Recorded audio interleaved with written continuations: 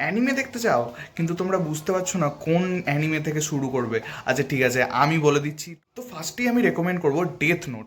Death note হলো এমন একটা অ্যানিমে যেখানে তোমরা পাবে থ্রিল, মুভি টাইপ ভাইব, আর একটা সময় গিয়ে এমন তোমাদের ব্রেনটাকে হ্যাং করবে যেটা তোমরা নিজেরাও কল্পনা করতে পারো না।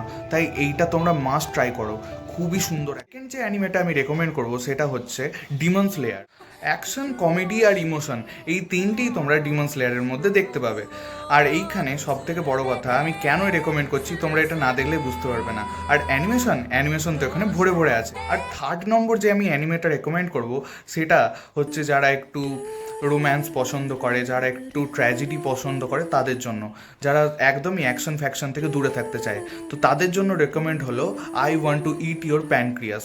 উফ, এইটার যা ট্র্যাজেডি আছে তোমরা দেখেও শান্তি পাবে। তো আমি এই তিনটে অ্যানিমে রেকমেন্ড করছি, পারলে মাস্ট ট্রাই করো।